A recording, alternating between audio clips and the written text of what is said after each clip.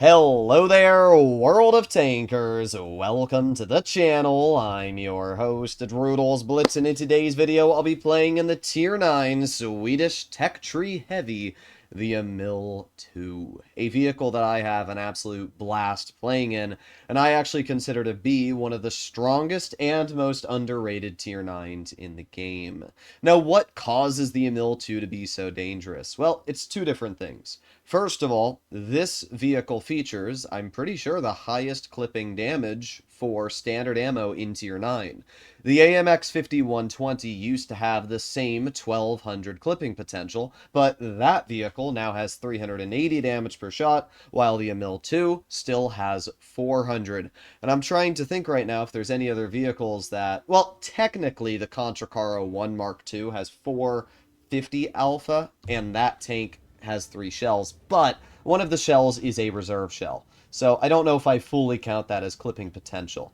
But either way, the Emil II features a really dangerous gun. It has surprisingly good armor, especially against tier 8s and 9s, and best of all is it actually gains damage per minute when dumping the clip, unlike the Kron, which loses damage per minute. The only real downsides you're going to find from this tank to the tier 10 is that its turret armor is not nearly as reliable once you go up against higher tiered opponents, and the tank is slower, only reaching a top speed of 30 instead of 34.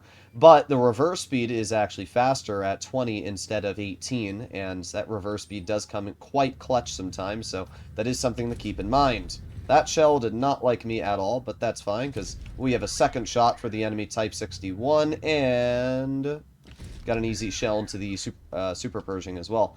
Just like that, I've already done 812 damage. And as I said, this vehicle actually gains damage per minute when shooting on single shot, so there's no real downside for me to just shoot that enemy again. We're already up to 1200 damage, and the Type 61 is not too healthy anymore. We do have the Destiny in the back, who I'm going to not be able to hit, but that's fine. The best thing about the Emil II is that it's an auto-reloader, so when we drive into position, we also reload shells, which gives us more damage output. So we got the Type and the Super Pershing. There's an easy shell into that player, and not able to clear you, but we do get, oh, 700 health taken off of us by the Barask. You know what, Barask? I'll repay the favor, don't you worry, dude. You took 700 off of me. Let's see how much I can take off of you. 3. Actually, I gotta wait a teeny bit longer. Oh, you're not getting past me. That's not happening. That is not happening, my guy. Ah, my turn. My turn. Oh, boy. Bye-bye. And let's aim in one more shell on the Destiny. Nice. Yeah, I wasn't letting that Barask get away with anything. He's gone. Of course, our team's kind of failing to kill this guy, but he's dead either way, and now we turn around and we can start dealing with the enemy T-2020, who is right in front of us. Again, the best part about this tank is because it's not very fast, by the time we actually get to this player, we'll have some shells loaded. So there's one shell into the T-2020 for 500, and we reload again. T-77 is going to get to the rear. Let's move up ourselves, and boom. Nice, easy 200 damage shot. At this point, we are up to a lot of damage, I would assume. Let's see, yeah, 3,400. And this is a really easy game. You can see how this tank plays exactly like the Tier 10 Kron. The damage output is basically the same. The accuracy is actually, if I'm not mistaken, slightly better. And because of that, it just kind of allows this tank to get away with war crimes. So, a very easy first battle. We didn't really need the armor. I had plenty of hit points to really survive most of the gameplay. And one thing I do need to change very quickly is the ammo loadout. Let's go for 9 premium shells, and then we'll go 30 standard. You'll also notice that the premium pen is pretty good on this tank at 340. That's only a little bit less than the tier 10 Kron because of the fact Wargaming has changed the vehicle in its heat pen. But in tier 9, 340 millimeters is more than you'll need against any other tier 9s, more than you'll need up against any tier 8s. It's really only tier 10s that it's going to be mid. You know, you're going to struggle to cut through an E100 turret reliably. But, well, we have another tier 8 match, so that's not a problem at all. What do we have? An Air Concept 1. That's a cringe tank. That is an absolutely cringe vehicle. But heavy-wise, KV-5, T-34, Emil, not really that scary. I mean, the KV-5 is a great tier 8, but once it goes up against tier 9s, it doesn't really stand a chance. So, let's get our super speed boost activated, and let's head over here. Ping for our team to go this way. The nice thing about Super Speed Boost is it lets you accelerate up to top speed quickly. So even if you don't really go that fast, I'm still able to chill at my top speed, which still keeps me getting into position at least somewhat quick. Now they do have that 92E1 and Eric, which is a problem because if I'm crossing this, I have to be really careful. But it looks like we did get spotted, but I don't have to worry about being shot in the crossing, so we're all good. Alright, let's go wide.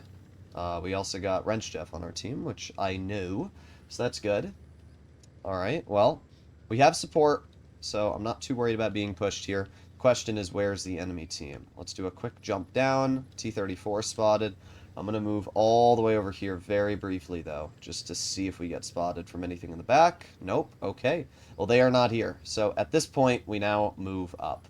But again, this is where being a bit slower is a downside, right? This tank is not fast, and not having mobility, it's something that might come to bite you in the rear end, but so far we don't need it. Okay, not seeing anything over here. Let's keep moving. Oh, there's the Emil. There's okay.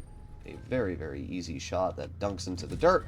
But thankfully we get the second shell into the Emil. And again, what's great is that we can kind of just chill here and reload. We do have the Eric on the side.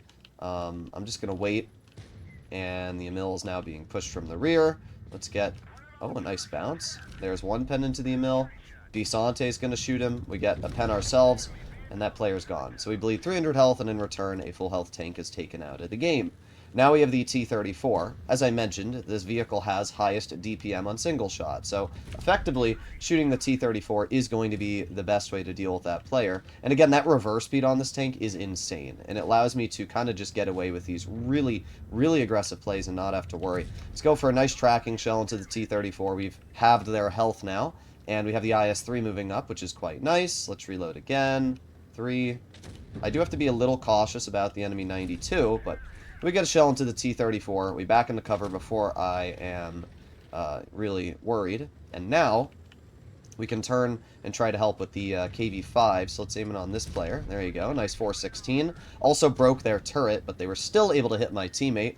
We're up to almost 3k now already. I mean, again, like, you can see this thing, it's pretty nasty. I don't want to be penned by the KV-5. And again, I kind of gain DPM when I just chill here, so there's no reason for me to play over-aggressive.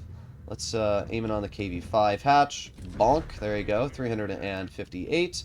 We have the T-34, which I'm not going to waste a shell on just yet. Let's just chill and cover. We still have the T-49. However, our T-49 is killing himself very quickly as well, which is not very good for us. We gotta wait 5 more seconds and we have our shells. 4, 3, 2, 1, and let's aim it on the ISU. There you go. Nice 365. That player doesn't want to fight me. Scorpion's taken out of the game.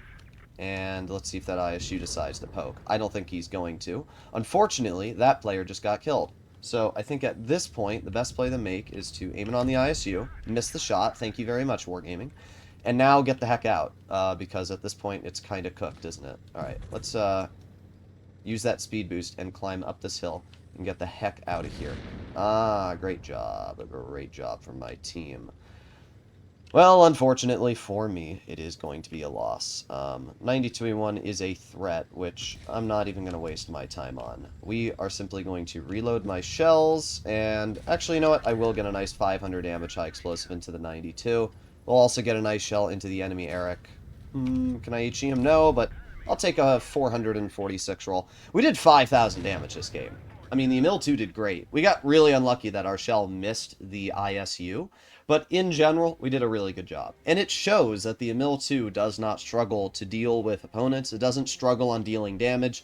It's a great tank. Unfortunately, when you have a team that does less than a fourth of your damage, there's nothing you're going to be able to do about it. I mean, that's just the way life goes, but I mean, they had the most unfair matchup ever. They had a Eric and a 92E1, right? Really, bruh?